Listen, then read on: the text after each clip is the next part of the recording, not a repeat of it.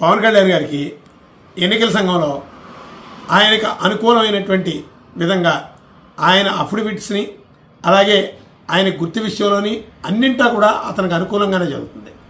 కేవలం representation of people act Pawan Kalyan గారికి చాలా అనుకూలమైనటువంటి విధంగా ఉపయోగించేటటువంటి పరిస్థితులే కనబడుతున్నాయి. ఎందుకంటే rule is rule for all అనే సిస్టము ఎన్నికల సంఘంలో అమలు జరగాలి.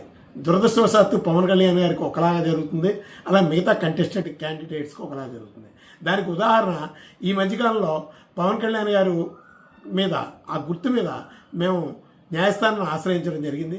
న్యాయస్థానంలో వారు ఎన్ని తప్పులతో ఎన్నిక 10B ఫామ్ సబ్మిట్ చేసిన ఎలక్షన్ కమిషన్ వారు పవన్ కళ్యాణ్ గారికి అనుకూలంగానే నిబంధనల మేరకు ఇచ్చామని చాలా స్పష్టంగా సమర్థించుకొచ్చారు. అదేవిధంగా మరో విషయం, ఇప్పుడు పిఠాపురంలో ఆయన నామినేషన్ వేశారు. 1984లో నెల్లూరు సెయింట్ పాల్స్ హై స్కూల్లోనో ఎక్కడో ఆయన SSLC చదివారని. అసలు 84లో SSLC ఎక్కడుంది? 84కి ముందు కూడా SSLC ఎక్కడుంది? ఆయన ఏమి రాసుకున్నా చెల్లుబాటు అవుతుంది పవన్ కళ్యాణ్ గారి విషయంలో. ఇది ప్రజాస్వామ్యాన్ని భయపెట్టేటటువంటి పరిస్థితుల్లో ఉంది. అతను ఎన్నికల అఫిడవిట్లో ఇచ్చేటటువంటి తప్పుడు సమాచారం ఇచ్చినా, అలాగే గుర్తు విషయంలో తప్పుడు సమాచారం ఇచ్చినా ఆయనకంటూ ఒక ఎగ్జంప్షన్ ఉంటుంది. ఇది ప్రజాస్వామ్యానికి చాలా ప్రమాదకరమైన పరిస్థితులు.